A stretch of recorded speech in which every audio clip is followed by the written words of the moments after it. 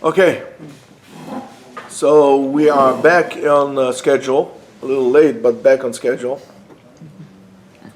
And we're doing Parashat Re'eh. Not an easy parasha, but tremendous lessons to learn from this parasha. And we'll try to apply it also to,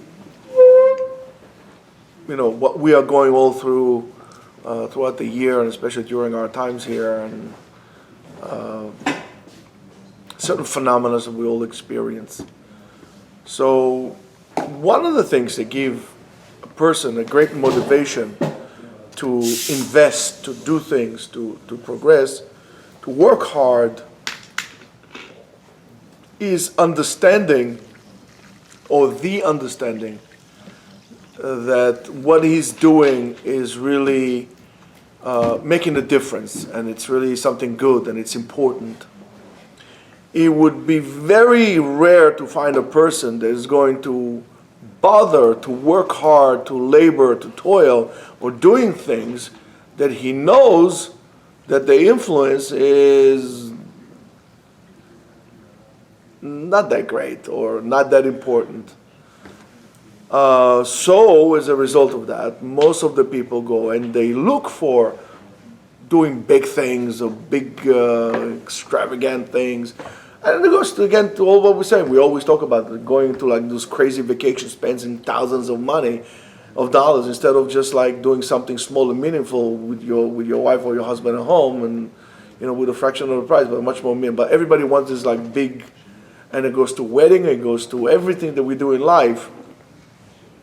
And sometimes they're not just great and expensive or extravagant, they're also very weird. Sometimes people are looking to do weird things. And before you know, it's too late. And it's too late, not only because of the problem that which might occur as a result of that, but also because you keep forgetting the little things. And I'm going to tell you, the little things are the most important things. I'm going to ask you a question. Where are my glasses? I don't like ballet, I don't like dancing altogether for whatever reason, but everyone likes to say, to see a ballerina dancing, it's really amazing, or to see an athlete running at the Olympics or doing those motions, oh, wow. I think to look at a person who is a skilled worker, that could be a blacksmith, a carpenter, is just as, if not more, enjoyable to see the motions that they work than to see a ballerina. You have a guy who cuts hair with such harmony. It's a moving art, but we don't pay attention to this. We always look for, I don't have to spend like $300 to see a ballerina flying in the air. Go look at a craftsman, how he works, or a person that works with dough and they know what they're doing. It's really amazing. And we're missing, because of that need to see great things, we miss, basically, I think, most of life's beauty. Nice beard, by the way, over there. Anyway, so, and we think that it's not important, but you forget, for example, how much a small mosquito flying in your room in the middle of the night, like this near your ear, could really bother you. Or how could one mosquito could change your life? You, God forbid, you get the West Nile virus or malaria. It's just a little mosquito. Or if we're talking about the butterfly effect, how much a movement of a butterfly in South America can cause a tornado in Texas, or whatever it is.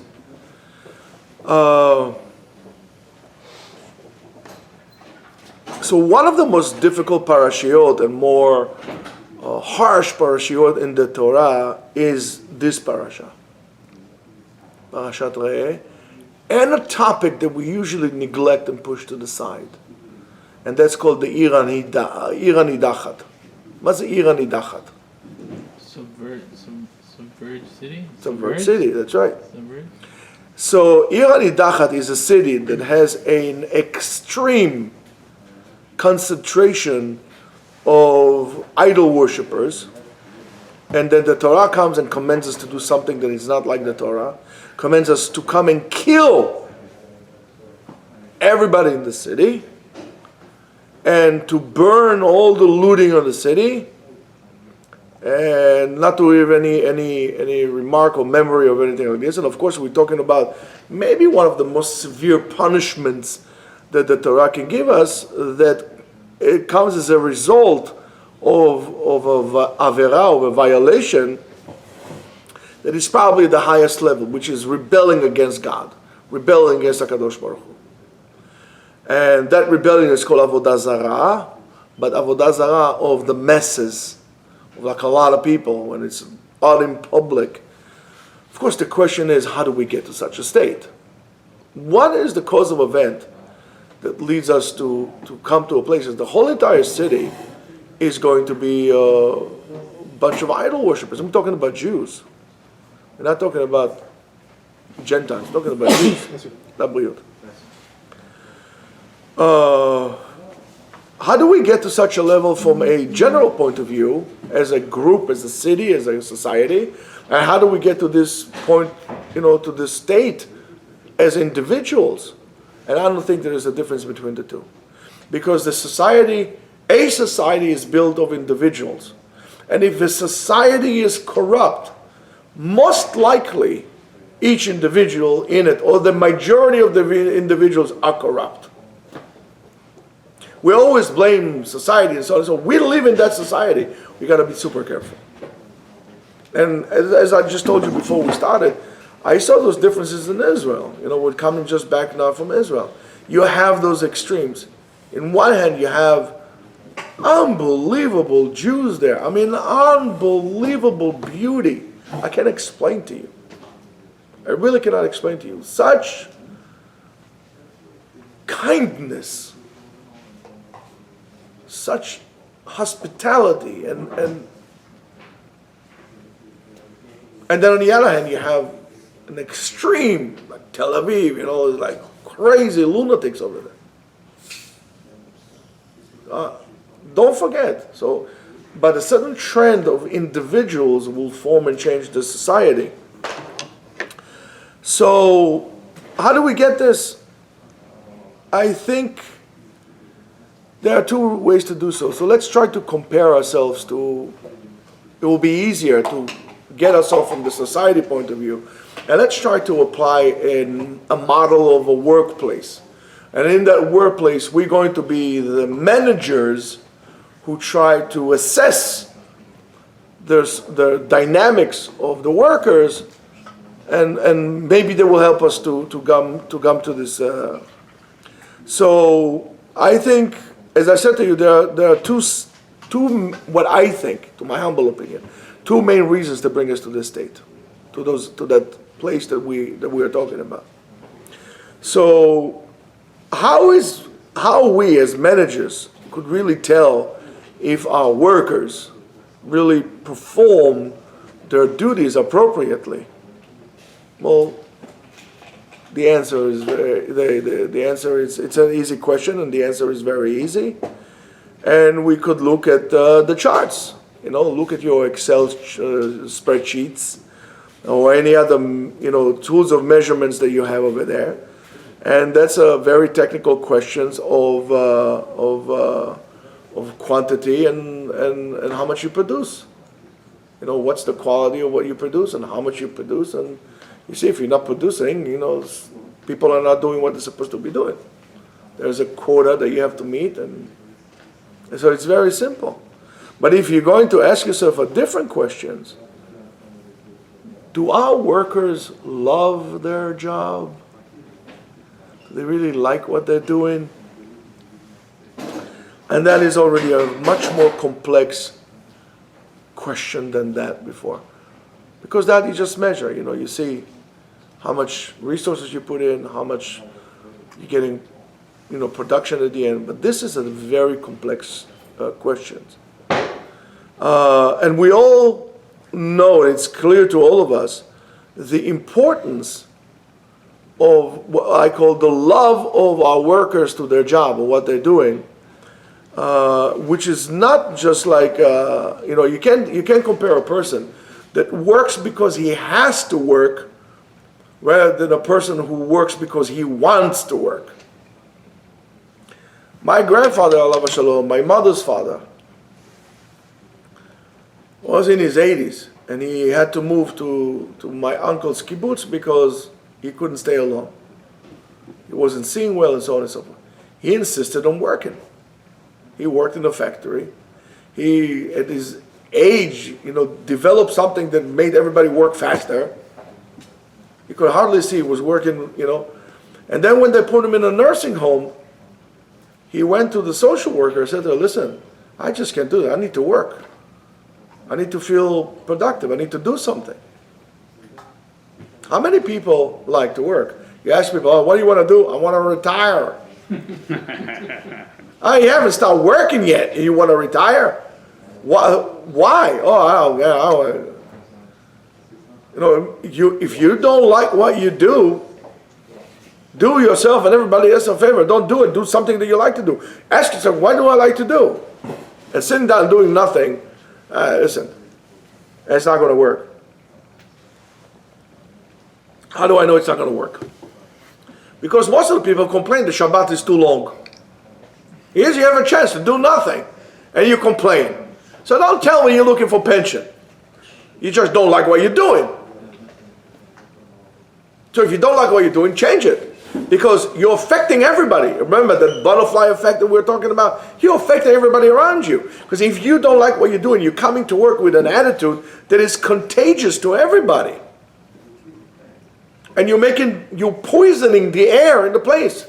Whether if you really like what you do, it shows. And that's what we're talking about. And you see, hopefully Bezat Hashem has this connected to the question of Ir Anidachat. So a person that really loves creating and doing and fixing and solving and so on and so forth, it's quite different. But it's not always clear to us from our high podium of a manager when we're sitting, when we're sitting in this kind of graph or that kind of graph, that really tells us how the person feels. Is the person happy or not happy? We just look at charts. We don't get down to the personal level. And then we lose contact with the people. And that affects the graphs at the end. We need to step down from the podium. We don't really analyze is this person, the worker, our worker, is really investing the best of his abilities to execute the job, or he's just doing that because it's like he sees there's a sword on his neck. Now, take everything that I told you so far and then try to apply it to your job as, let's say, rabbis or leaders of communities or rabbis in a yeshiva. Or when you observe your other people, your other Jews around, you say, oh, people are going off the derech. So you say, oh, the numbers are here, or numbers are there. You ever ask the question, why do people do that? You blame society. But you're a part of it, so in a way you're a part of the problem. When I was in Beit Din and I saw so many gittin are being taking place, I just couldn't take it at the end. I said, listen, wait a minute, there's something wrong with the picture.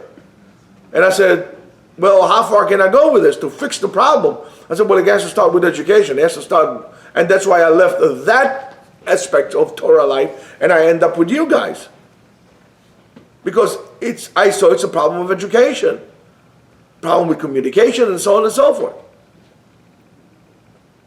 But do we allow the people to utilize their powers and skills and abilities? Do we allow them to give them the stage to perform the best of their abilities? Or are we too busy banging on their heads like drums and dressing them up like penguins because everybody's got to look the same way, everybody's got to think the same way? Are they happy with doing what they're doing? But the first chance they have, they're out.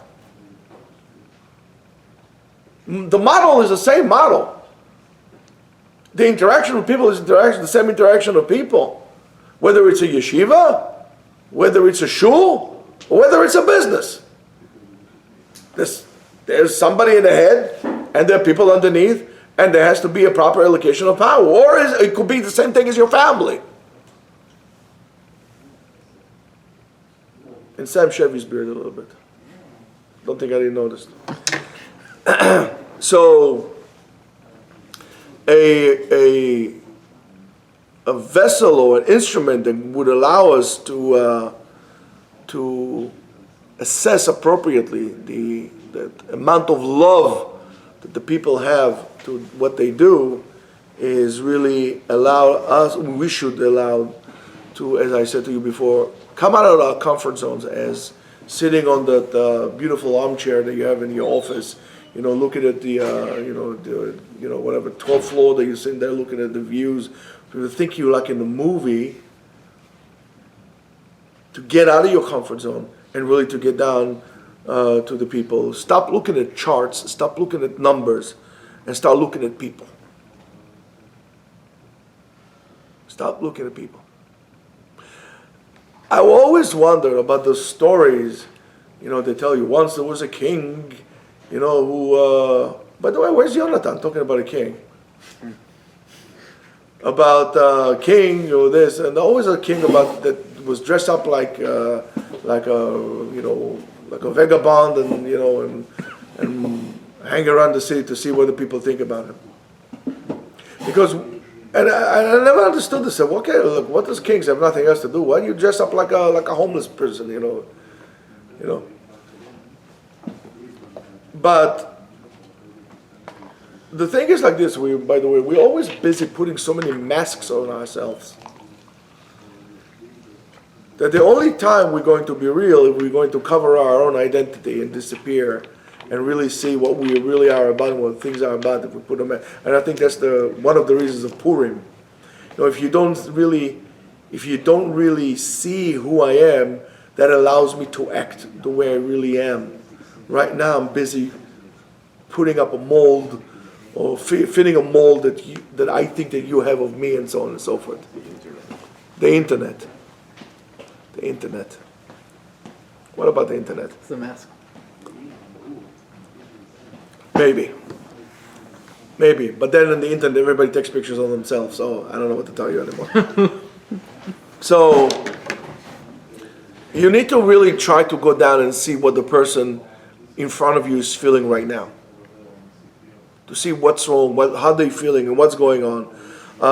Is his face, with regards of, is his face radiating joy, satisfaction, or bitterness and hardship? Regardless of the smiles, you got to look at the person's eyes. And in order to look at the person's eyes, you got to get real close to the person. We don't do that. We like to sit on a pedestal. We like to sit in our offices and let the people come to us. And then you lose touch with reality. We need to make ourselves accessible to the people to check in real time what the pulse is.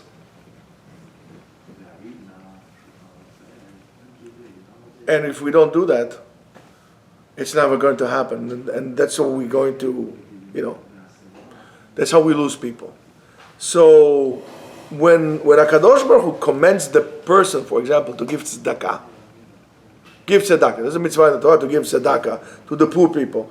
HaKadosh Baruch Hu the Torah does not want you to fulfill the orders. Oh, I did, yes sir, yeah, not a problem. The idea behind it is really to turn your heart or the heart of the person to be more compassionate, to more sensitive to your surrounding, to see the people are suffering, to understand. I said, what do you mean? This person has nothing to eat? No, I just threw a whole bunch of things into the garbage. This person has nothing to eat? How is this possible?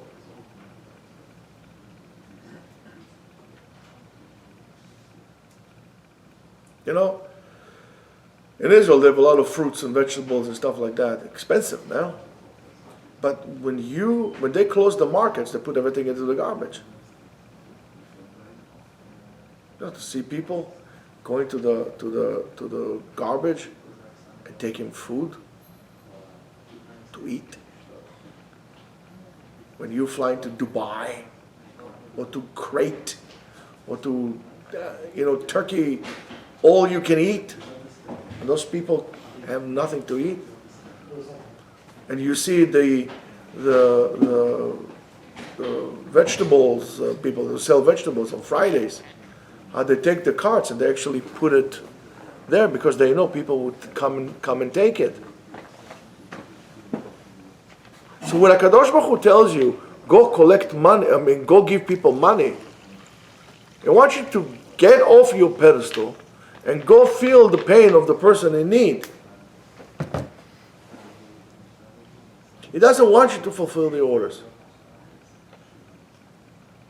You don't understand what it is to respect your father and mother until you have a child that doesn't respect you. You don't understand how much your father loves you until you have a son. And having a kid makes you go down on your pedestal. And so on and so forth. We always criticize the people who get off the derech. I'm not talking about the secular. I'm talking about those who are religious and they get off the derech. And we're very easy to criticize them. We ever bother to feel the difficulty that they have or whatever that they have to actually understand why are they doing that? We're very easy in criticizing people. But we have a heart of stone when it comes to understanding them. And the fact that so many people go off the derech, it's on us. It's our fault. And it's our fault because we separate ourselves. I'm yeshivish, I'm this, I'm that. Why do you need to associate yourself with something? You associate yourself with Am Yisrael. That's not good enough. What's the problem? And I hate those things. I'm yeshivish machmir. I'm, I don't know, whatever, Harry Balding. I don't know. Give me a break, man. It's nonsense. I'm a Jew. Plain and simple. Plain and simple. So, when a person identifies with the cause, right, and then by, for example, giving tzedakah, you're breaking the quality of being stingy. You need to learn how to give, and then for you acquiring a character of societal responsibility. Said, I can't be that I'm going to be sleeping in my bed at night when there's somebody sleeping in the street. It can't be that I have a super AC when somebody's sweating on his kishkis because they don't have money to, it's just, I don't feel right with it. And that's why we did it here. The people don't pay money to go to yeshiva. Because I don't believe that I should put up, there are enough obstacles as it is for people to learn Torah. I don't think that a tuition should be an added obstacle for people. Listen, there's tuition. I don't have money to learn. I don't believe in that. That's why I don't give you tests before you come here. Because I don't believe anybody should be rejected from a place to learn Torah. If he wants to learn, he wants to learn. I would rather have, 10 people who would like to learn, who would want to learn, than 100 people, 1,000 people who don't want to learn. And just there for something else. That's what I'm talking about. And if you do it and I do it and it becomes a mitzvah, all of a sudden the Torah has the ability to change the character of society. The societal character is being changed by keeping the mitzvot. Because you become more sensitive. When we have mitzvah v'ahavta et hager, we have the mitzvah of caring for yatom, ger v'almana. We have the mitzvah of anything there in the Torah.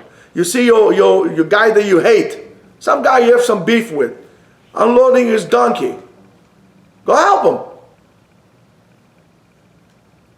Go help him. Forgot when nobody helped you?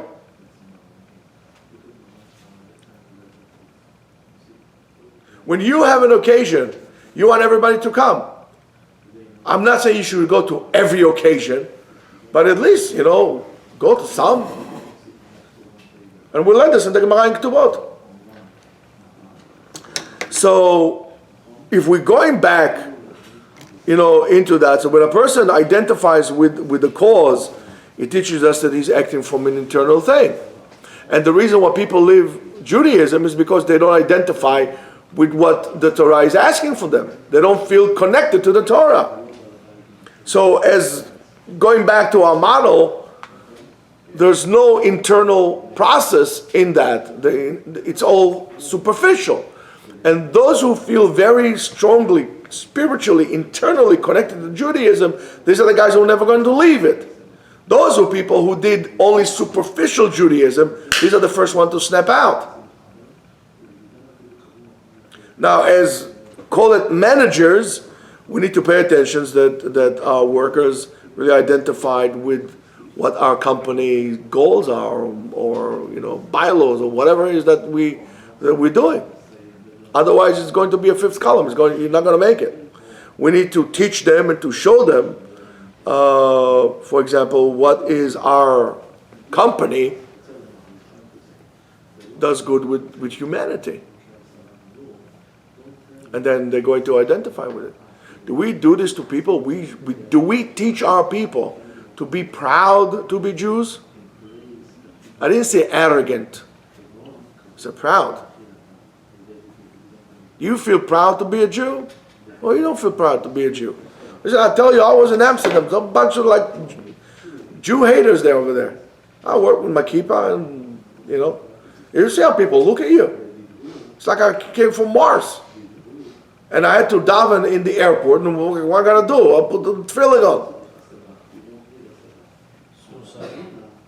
Yeah, something like that. Meanwhile, they stopped me for frisking me when it's like, hey, you're getting the wrong guy. You got your profiling, your racial profiling wrong, man. Over there. It's like a bunch of great guys. Do me a favor, don't go to Europe. I'm telling you, there's nothing to look there. Europe is saturated with Jewish blood. There's nothing to go there. Don't go. Don't go. I don't care if you want to see the Riviera or you want to see the Swiss Alps. There's nothing to do in Europe. And we also need to show them how much the company had helped them in terms of their and much more than salaries. And of course, you need to remember that salaries, as in every society in a market, but the unique purpose of the particular company in the way that this company helps society is very unique, and it's only in our organization, not translated into Judaism. You need to show people how much Judaism helped them in terms of family integrity and so on and so forth. How much is important to have Jews in the world? What's the contribution of Judaism to humanity? To humanity. Look at this. Yes, even the Japanese should thank the Jews. Yeah, Japanese. Why? Because if it wasn't for us, they would be working 7 days a week. I'm not saying they don't work on Shabbat. I don't know what they do in Japan. But the concept of a free day a week that you can have for yourself is a Jewish invention. It's a Torah. Like, you're going to tell me that I don't know what, but what did Islam contribute to the world? Algebra, they could take it back as far as I'm concerned. If you don't believe me, ask any high school student. The number zero. Zero, yeah. Which they took also from the Indians, but that's a different story. They claim it's theirs like anything else. Like the Temple Mount, they claim it's theirs. They're mine.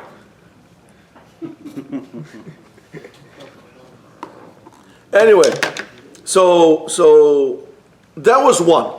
There was one concept. The second one is lack of dveikut. Dveikis, dedication, attachment to HaKadosh Baruch Hu.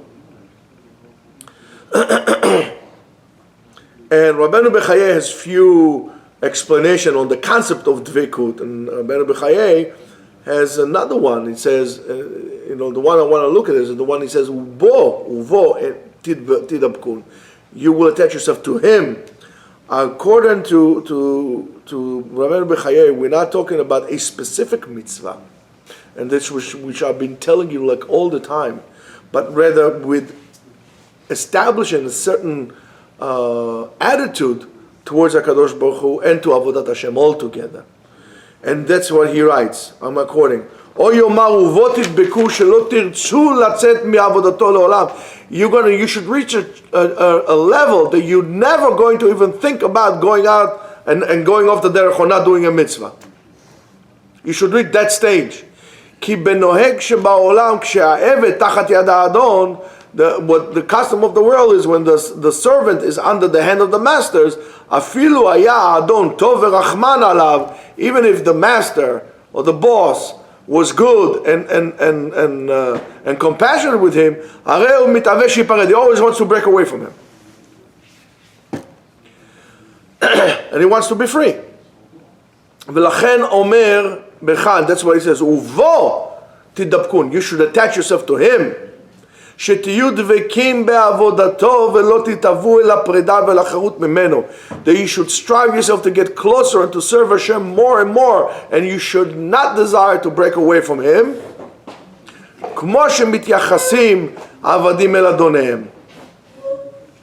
Not like a slave, just the other way around. And therefore Israel are called to be lidvok beHashem ובעבודתו, ולא להתהוות אל הפרידה ואל החירות ממנו.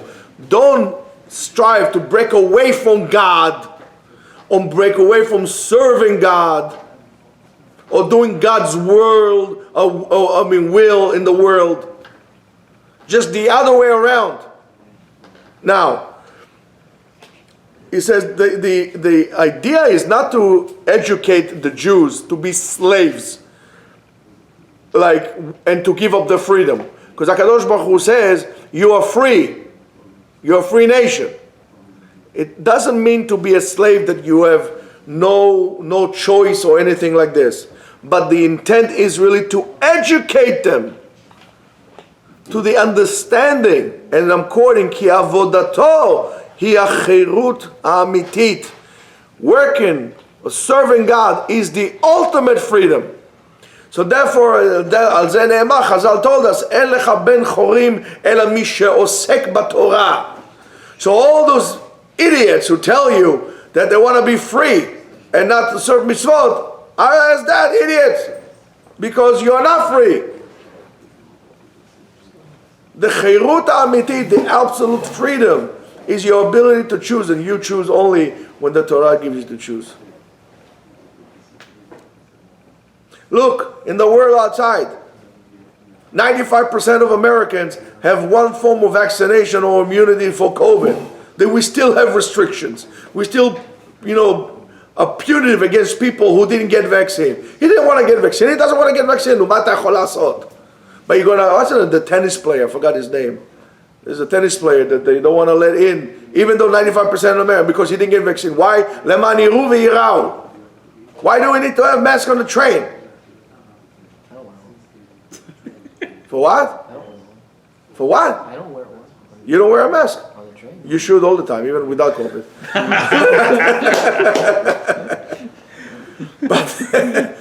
but all these things. It's don't tell me it's about public safety. It's about controlling. At this point, and we all run away with it. That's not freedom. The Torah tells you, no, that's it. The Torah tells you, we did things according to when the Rabbanim told us to do it, we did it. But now, it's over. We reach a certain point, it's over. Freedom is not by not having any obligations. People don't want to have obligations. And I'm obligating myself to Hashem, and to His Torah, and to His mitzvot. That's how I'm going to be free. Because what gave me, or what initiated the concept of freedom in the world, was no other than the Torah. Until the Torah came and taught us what freedom is. There was no freedom in the world. Came the Torah and taught us about Shabbat. Came the Torah and told us to break away from slavery. There was no other nation that broke away from slavery.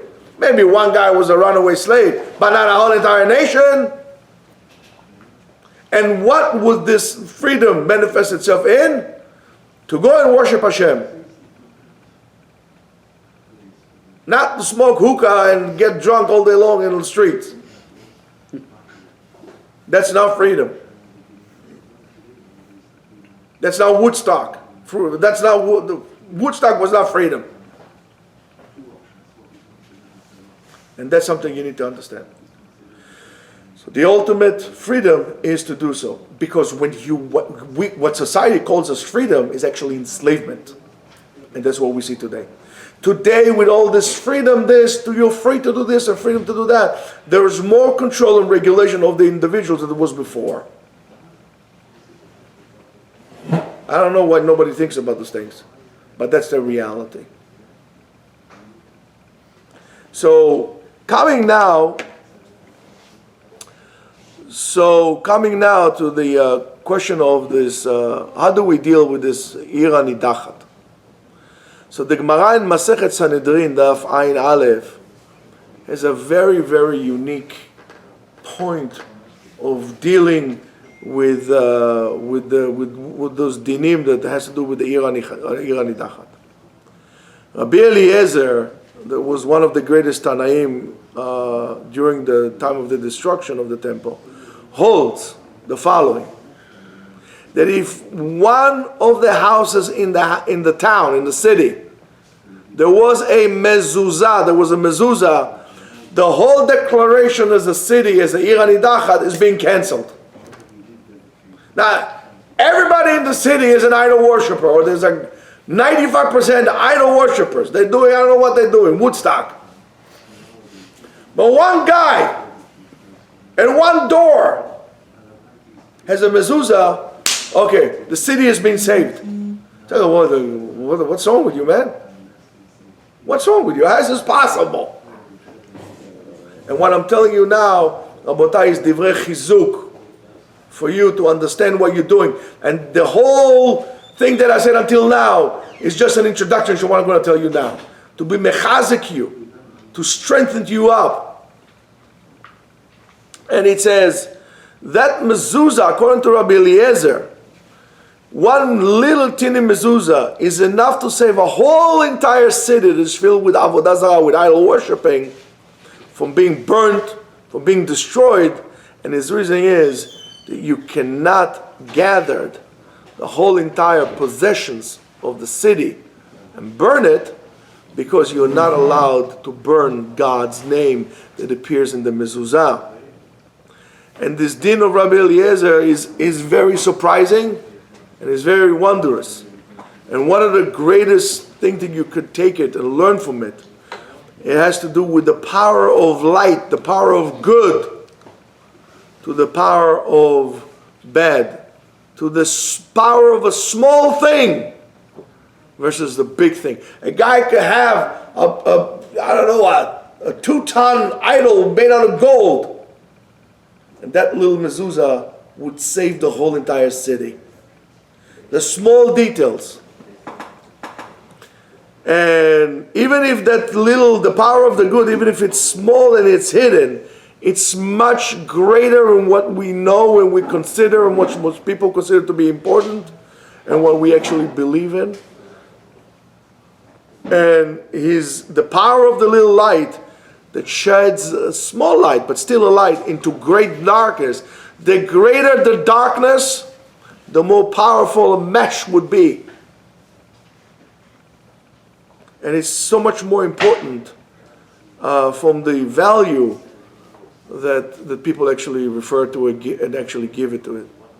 And not stam, Chazal says, that is a gdola midat tova me midat poranut pi 500. A midat tova, a good quality, is 500 times more powerful than a bad quality. There's a lot of bad going on to the world, but the little things that we do that are good are 500 times more powerful. 500 times more powerful. And of course, this is the month of Elul, and give us a tremendous ability to understand the power of the light that comes far from a distance. The light of what we call Nishmat HaChaim, the neshama that is inside of us. And sometimes we kind of lose track individually of our own spirit or spirituality and this little spark, but it's still there inside of us. And it's still there in many other Jews who are not Shomer Torah mitzvot. And we need to connect with them, look to the eyes, understand, explain. We should be good ambassadors of what it is to be a Jew. We should do Kiddush Shamayim. Mamash Kiddush Shamayim Barabim, whatever we can. Even if it seems like you do something that is small and insignificant, it's still much more powerful than you ever understand. And this is the small mezuzah of the Ir Nidachat that saves a whole entire city. We're full with Avodah Zarah that really teaches us the advantage and the power of good. And this is the power of the neshama that each and everyone has, and we should be able to bring it up to the surface. We should tell ourselves also how good it is to be a Jew, how important it is to be a Jew, how important it is to do good little things, afilu dvarim ktanim, small little things. Like the pachim ktanim of Yaakov, he would not leave anything good behind. Yaakov was not doing recycle. He was collecting. He was bringing back small sparks that people forgot, that threw away. Do little things. You have no idea how powerful those things are. You don't need to write a Sefer Torah. Teach somebody how to read the letter Aleph. Those little things will make a big difference. Small things. If you do it, and I'll do it, and he will do it. All of a sudden, we're changing the whole collective interaction of our society. And that's something that we should, maybe we have a month now. Listen, Rosh Chodesh is when? Shabbat and Sunday.